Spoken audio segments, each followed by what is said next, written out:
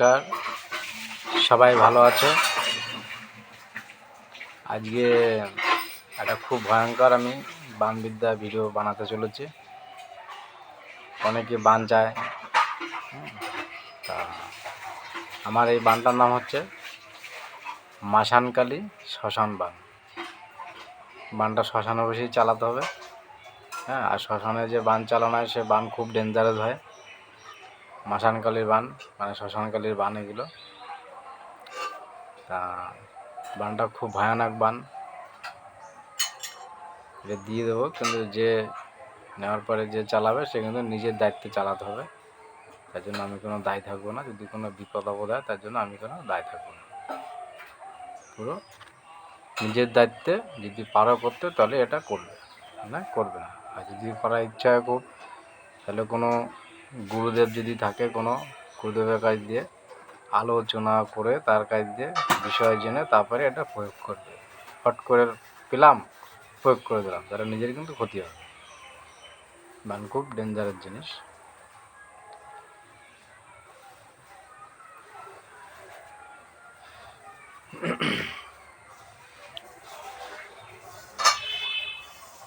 এই বানটা চালাতে হলে যে নিয়ম বলি আমি সব কিছু বলছি এখন, শোনো।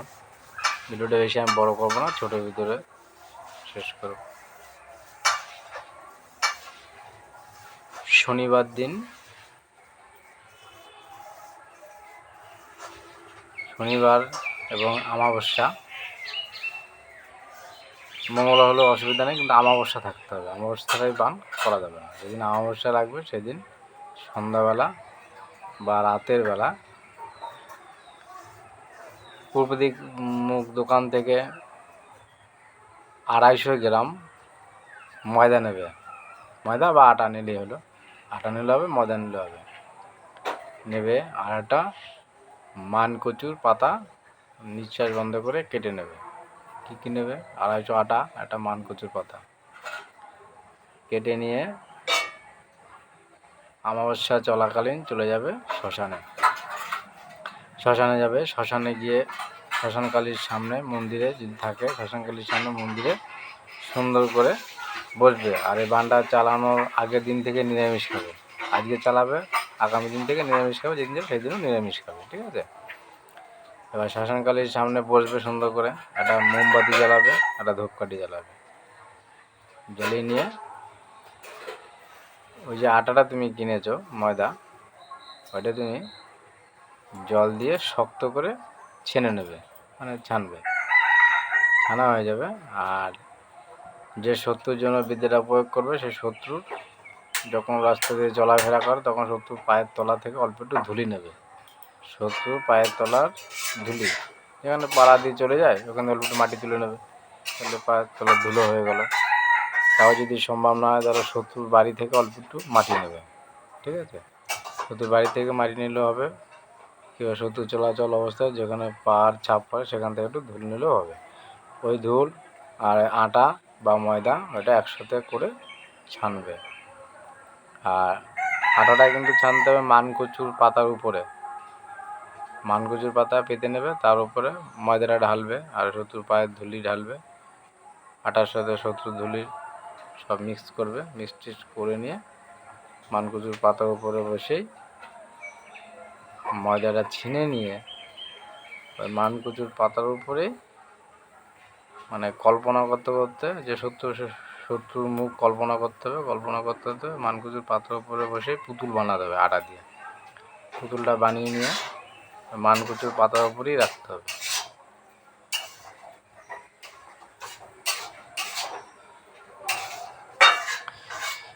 রাখার পরে রাখা হয়ে যাবে। তারপরে তেল আর সিঁদুর গুলে ওই পুতুলের বুক বরাবর, মানে বুকের দিক দিয়ে নিচের দিকে পরপর 3টে ফোঁটা দেবে। অনামিক আঙুল দিয়ে 3টে সিঁদুরে ফোঁটা দিয়ে দেবে। তেল মানে সর্ষের তেল দিয়ে মাখিয়ে 3টে ফোঁটা দেবে। ফোঁটা দেওয়া হয়ে গেল, কমপ্লিট। এবারে কি করবে? আর সাথে কিন্তু একটা ছুরি নিয়ে যাবে, যখন বান্ডা চালাতে যাবে সব কিছু না, সাথে আমি ছুরির কথা বলিনি, একটা চাকু নিয়ে যাবে, চাকুটা লাগবে লাস্টে। সব কিছু রেখে দেবে। এবার পুতুলটা বানানো হয়ে গেল। এবার তুমি কি করবে, আমি যে মন্ত্রটা বলছি সেই মন্ত্রটা তুমি একবার করে পড়বে আর পুতুলে একটা ফু দেবে, আবার একবার করে পড়বে পুতুলে ফু দেবে, অর্থাৎ একবার মন্ত্র একবার ফু, একবার মন্ত্র একবার ফু, ঠিক আছে? ওটা একবার মন্ত্র বলা হয়ে গেল, এরকম করে পুতুলে ফু দেবে। টোটাল 108 বার এই মন্ত্র জপ করে 108 বার ফু দিতে হবে পুতুলে। ফু দেওয়া হয়ে গেল, তারপরে কি করবে, যে চাকুটা তুমি নিলে ওই চাকুটা, তারা একটু ভুল হয়ে গেছে, মাঝখানে নিয়ম বলা হয়নি, ভুলে যাচ্ছে। ওই পুতুলটার বুকে যদি সম্ভব হয় শত্রুর নাম লিখবে, আর যদি সম্ভব না হয় তাহলে ছোট্ট একটা সাদা কাগজে শত্রুর নাম লিখে শত্রুর বুকের ভিতরে কাগজটা মুড়িয়ে শত্রুর বুকে পুতুলের ভিতরে ঢুকিয়ে দেবে, ঢুকিয়ে দিয়ে আবার বন্ধ করে দেবে, শত্রুর নাম লিখে ভিতরে বন্ধ করে দেবে, ব্যাস, ঠিক আছে? এভাবে করবে।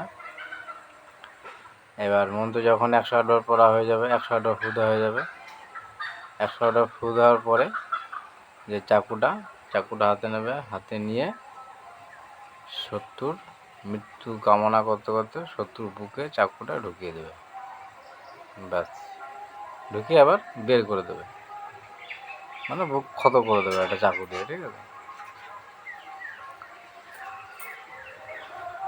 তারপরে ওই মানকুচু পাতা সহ পুতুলটা জড়ানো হয়ে যাবে।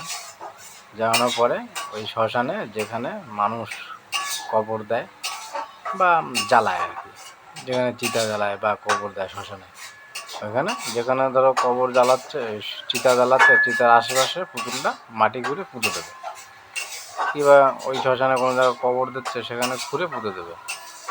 ওই 7-8 ইঞ্চি গভীর করে, 7-8 ইঞ্চি মতন গর্ত করে নিয়ে পুতুলটা শুয়ে, যেরকম কবর দেয় মানুষ সেরকম শুয়ে পুঁতে দেবে, ঠিক আছে? পুঁতে দিয়ে চলে আসবে, আর কিছু করতে হবে না। কিছুদিনের ভিতরে যে তুমি পুতুলটা বানিয়েছো, ওই পুতুলটা যে আটা দিয়ে বানানো, ওই আটাটা আস্তে আস্তে পোকা হয়ে যাবে। পুতুলটা যে পোকা হয়ে যাবে, শত্রুর শরীরও খারাপ হয়ে যাবে, শত্রুর শরীরও পচা ধরবে, শত্রুর শরীর পচতে পচতে পচতে শত্রু মারা যাবে, মানে শত্রুর শরীর পচতে পচতে পচতে পচতে পোকা হয়ে শত্রু মারা যাবে। এটা হচ্ছে সেই বাণী, ঠিক আছে? এবার আমি শুধু মন্ত্রটা দিইনি, মন্ত্রটা আমি বলে দিচ্ছি। এটা হচ্ছে বীজ মন্ত্র, এটা কোনো মন্ত্র না, এটা হচ্ছে বীজ মন্ত্র। বীজ মন্ত্র শক্তি বেশি সব থেকে।